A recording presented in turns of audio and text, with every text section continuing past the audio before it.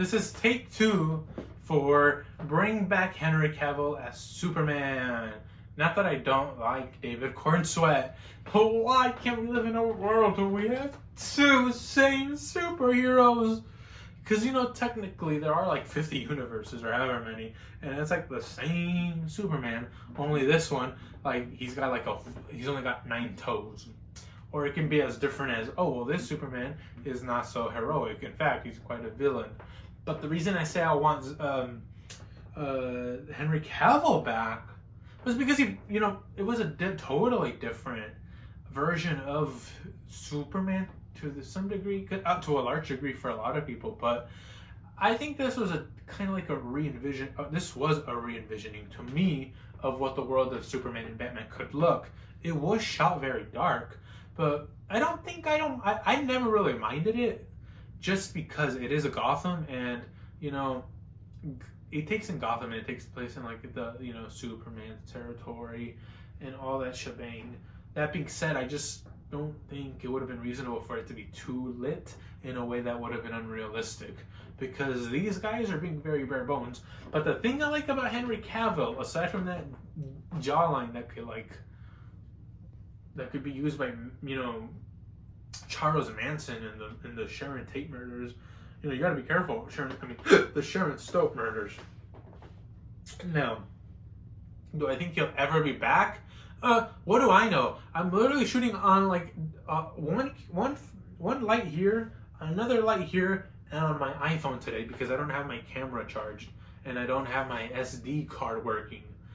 So aside from the chiseled jawline, I just thought we oftentimes, and I understand how comic fans are when they want to see this more, this outgoing, more unassuming version of Superman. But in this version, I thought, how could an alien be taken down to where he lives, put down to another planet? He looks just like them. He has different abilities that are super extraordinary. But now he has to act like everything is okay and he fits in, and like all that stuff about his like that's tragic, his family. And I think that's also the overall tone of Superman was very bright and optimistic, and that is not a bad thing.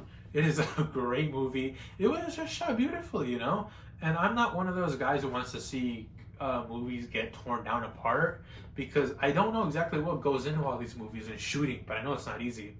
And that being said, I just think they're 2 totally different movies, that's obvious, and it's okay to like both. And maybe it's just because I love movies and I love reviewing them, and I like directing some short films that are very short, and my goal is to one day step it up.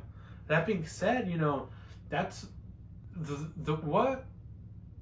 how they were able to get Henry Cavill was amazing, because they also got Ben Affleck. And I saw a podcast, Double Toasted, which inspires everything that I do.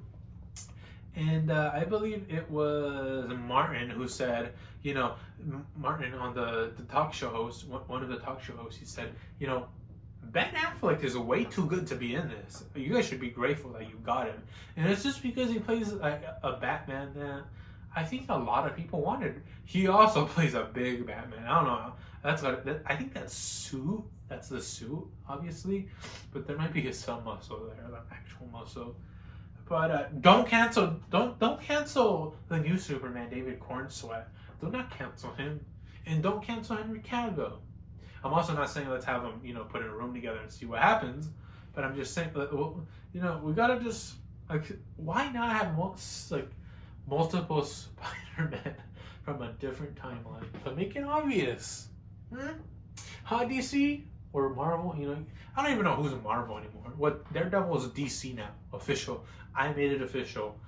Daredevil is DC and he fights alongside Batman, just because there's so much there's so many confusing timelines that you might as well just play Twister